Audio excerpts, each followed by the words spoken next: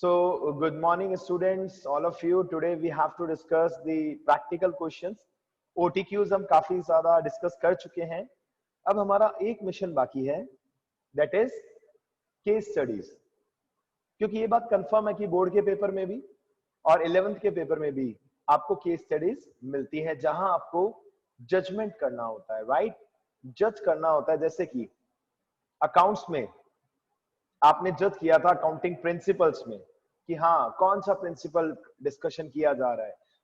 अगर लास्ट में इस चैप्टर का थोड़ा सा ब्रीफिंग देखें तो हमने स्टार्ट किया था E business with the scope, और हमने पढ़ी थी 4 varieties: B2B commerce, B2B, B2C, C2C and intra B commerce.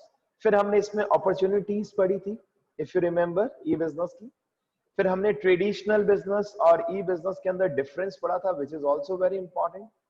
ठीक है. इसके बाद बिजनेस प्रोसेस आउटसोर्सिंग, हमने बीपीओ के ऊपर फोकस किया अच्छे से कि बीपीओ क्या है और क्या इसके बेनिफिट्स हैं. और मैंने एक टास्क भी दिया था, हालांकि वो टास्क किसी ने भी कंप्लीट नहीं किया. आई सजेस्ट कि अगर आपको टाइम मिले बेटा, होता है, आई ऑल्सो अग्री कि ठीक है, you also have to do so many work and all. Fully school आपकी ऑनलाइन क्लासेस प्रोवाइड करा रहा है, घर पे आप क्वेश्चंस कर रहे हैं, कभी अकाउंट्स, कभी इकोनॉमिक्स, कभी मैथमेटिक्स, और फिर पर्सनल लाइफ भी है सर, वो भी एंजॉय करना है. अगर टाइम मिले आपको तो प्लीज बीपीओ के ऊपर पीपीटी बनाइए बेटा, मजा आएगा. ठीक है ना, कि आखिर एग्जैक्टली बीपीओ का मार्केट सिनेरियो क्या है, इंडिया में कितने बीपीओज हैं, कौन कौन से मेन बीपीओज हैं, 2-3 का डिस्कशन किया. इसमें करियर की अपॉर्चुनिटी, मतलब आपको पहले सोचना पड़ेगा कि हम क्या क्या पॉइंट्स ले सकते हैं. इसमें करियर अपॉर्चुनिटीज कैसे हैं, मिनिमम क्वालिफिकेशन क्या चाहिए होता है, फिर बीपीओ कैसे वर्क करता है, मतलब ओवरऑल एक बीपीओ के ऊपर आप डिस्कशन कर रहे हैं. पता है, एक चीज बताऊं बेटा, आप अभी से जो ये प्रोसेस करना स्टार्ट कर देंगे ना, तो लेटर ऑन जब आप ग्रेजुएशन या पोस्ट ग्रेजुएशन करेंगे किसी भी अच्छे रेप्यूटेड इंस्टीट्यूट से, तो वहां पर आप कहेंगे कि sir this is not new for us, ये तो सब पुरानी चीज है, हम तो अपने स्कूल लाइफ से हमने ये स्टार्ट कर दिया था. बिकॉज कॉमर्स में आगे यही तो है कि चलिए कैश फ्लो स्टेटमेंट बना दीजिए, फंड फ्लो स्टेटमेंट बना दीजिए, किसी कंपनी का एनालिसिस करना है, बताइए एनालिसिस कैसे करेंगे. तो इन सब में अभी से अगर आपकी प्रैक्टिस हो जाएगी, आदत हो जाएगी, तो आपको और भी अच्छा लगेगा बच्चों, राइट? बीपीओ की एडवांटेजेस हमने पढ़ा था, स्कोप हमने पढ़ा था, क्या स्कोप है. देन हमने लास्ट थोड़ा सा डिस्कशन किया था केपीओ के ऊपर. तो आप में से कोई बच्चा अगर चाहे तो केपीओ के ऊपर भी आप फाइल बना सकते हैं, पीपीटी बना सकते हैं बच्चों. ठीक है. आईएएस के प्रैक्टिकल क्वेश्चन डिस्कस करते हैं. हमने ये मल्टीपल चॉइस वाले डिस्कस कर लिए थे बच्चों. अब वेरी शॉर्ट क्वेश्चंस के ऊपर फोकस करते हैं, राइट स्टूडेंट्स? सबसे पहले देखिए फर्स्ट क्वेश्चन आपको क्या दिख रहा है, जल्दी से 5-7 मिनट इसके ऊपर, फिर केस स्टडीज स्टार्ट करेंगे, क्योंकि बिफोर वाइंडिंग अप चैप्टर की एंडिंग तो अच्छे से होनी जरूरी है ना. सब भला और अंत ही भला ना हो तो कैसे अच्छा रहेगा बेटा. What does E stand for in e-commerce? और आंसर थोड़ा थोड़ा आपको दिख भी रहा होगा. The answer is electronic. The answer is electronic. Right students? आगे चले नेक्स्ट क्वेश्चन की ओर. What is the basic difference between e-commerce and e-business? मैं आपको चांस नहीं दे रहा, आप मनी में मन सोचिए, बिकॉज हमारे पास टाइम का लिमिटेशन रहता है ना बेटा. तो सोचिए और आंसर मैं ही आपको बताऊंगा, don't worry. What is the basic difference between E commerce and E business? The answer is exact answer is E commerce is just one segment of E business, as it includes only buying and selling of goods and services. E commerce क्या है? E business का एक segment है, very simple. E commerce is just in segment of E business, मतलब E business main है, उसमें आप कुछ भी कर रहे हैं, गुड्स परचेज कर रहे हैं, सेल कर रहे हैं, उसका एक पार्टीशन क्या बन गया? ई-कॉमर्स. सिंपल. आगे चलिए. Question number 3, name any 2 risk involved in E commerce. कई सारे रिस्क हैं बेटा, E commerce is not a easy task. अगर आप ई-कॉमर्स यूज कर रहे हैं, जो सेगमेंट है ई बिजनेस का, जिसमें आप गुड्स बाइंग एंड सेलिंग कर रहे हैं, इसमें 2 रिस्क क्या क्या हो सकते हैं? सबसे पहला रिस्क है बेटा, एक तो हैकिंग. हैकिंग हो सकता है कभी भी. आपने अच्छी से अपनी वेबसाइट बनाई या सब कुछ बढ़िया सा सिस्टम ऑनलाइन आपने रेडी किया, लेकिन किसी ने आपका सिस्टम हैक कर लिया, या फिर वायरस आ गया, मे बी. Right students? कुछ भी हो सकता है, इट मे हैपन. रिस्क है, होता नहीं है हमेशा बट रिस्क तो है, right. Next, give the full form of BPO, business process outsourcing, very easy. Next, name the service in which a firm gets its task done by another firm। देखिए कितना अच्छा क्वेश्चन पूछ रहे हैं आपसे, छोटे बच्चों वाला। Name the service in which a firm gets its task done by another firm। The answer is of course BPO। Answer क्या होगा इसका? BPO, क्योंकि BPO तो दूसरी ऑर्गेनाइजेशन को हेल्प कर रहा है। BPO क्या है? एज अ मीडिएटर है सर, हेल्प कर रहा है। ये किसको हेल्प कर रहा है? किसी भी ऑर्गेनाइजेशन को।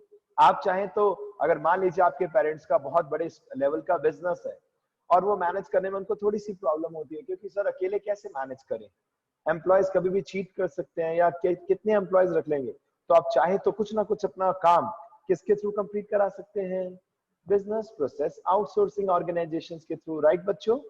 Got it? आगे चलते हैं जल्दी से। विच टू पार्टीज, ओहो इसमें तो आंसर भी मैंने दिखा दिया आपको, sorry. Which two parties interact in B2C transactions? Of course, B2C में कौन आता है? Business and customer। सिंपल, जो जनरली कंपनी गुड्स बेच रही है आप कस्टमर को, वो कौन सी कैटेगरी में डील कर रही है? B2C। B2C, got it? ठीक है, हम जो जनरली गुड्स परचेज करें अगर ऑनलाइन कर रहे हैं वो भी किस में आएगा? ऑफ कोर्स B2C में आएगा। B2B अलग होता है, B2C अलग होता है, C2C अलग होता है। अब सोचिए, अब देखिए कई क्वेश्चंस आपको इतने इजी लग रहे हैं और कुछ में थोड़ा थोड़ा टेंशन है। कोई टेंशन नहीं है, रिलैक्स, थोड़ा सा प्रैक्टिस कीजिए, रिवाइज कीजिए, अपने आप धीरे धीरे चीजें इजी लगने लगेंगी। Question number 7, which is the common made of payment under e commerce? यहाँ बच्चे कई बार कंफ्यूज होते हैं बेटा। What is the common mode, मतलब जनरली कॉमन मोड क्या रहता है ई कॉमर्स में? अगर आपको कहीं पे पेमेंट करना है, सबसे मेन जो सबसे ज्यादा यूज में आने वाली चीज है दैट इज क्रेडिट कार्ड। बच्चे जनरली डेबिट कार्ड बोल सकते हैं, लेकिन debit card is not the 100% exact answer. हो सकता है वो गलत नहीं है, बट परफेक्ट आंसर कौन सा है? Generally common mode of payment क्या रहता है? Credit card, right. Next, name any two ways and means to restrict E commerce crime. अब हमने ये भी आपसे क्वेश्चन पूछ लिया नॉलेज के लिए, भाई अगर ई कॉमर्स के क्राइम को रोकना है तो उसके लिए एटलीस्ट क्या दो तरीके होने चाहिए? आपके सामने आंसर है।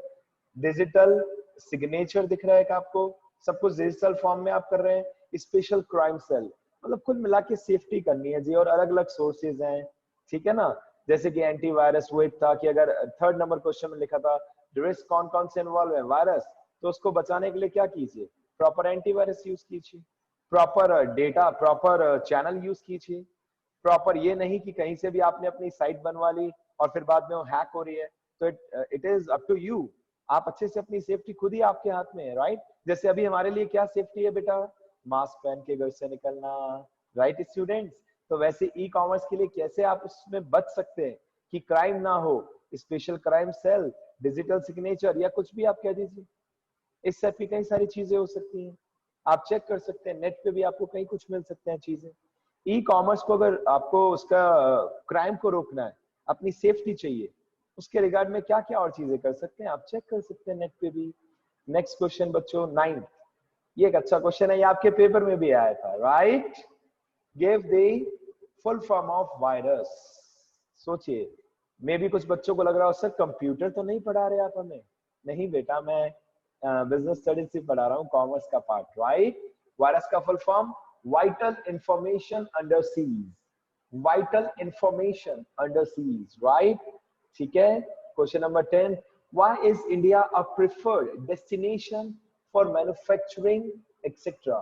इंडिया में, ये इंडिया को क्यों माना जाता है, मतलब फॉरेन कंट्रीज क्यों ऐसा प्रिफर करती हैं कि भाई इंडिया में हम अपना बिजनेस करेंगे, इंडिया से हेल्प लेंगे, इंडिया के लोगों से हेल्प लेंगे, यहाँ पर अपना फैक्ट्री आउटलेट लगाएंगे, यहाँ पर बिजनेस इंक्रीज करेंगे? Can anybody tell the answer?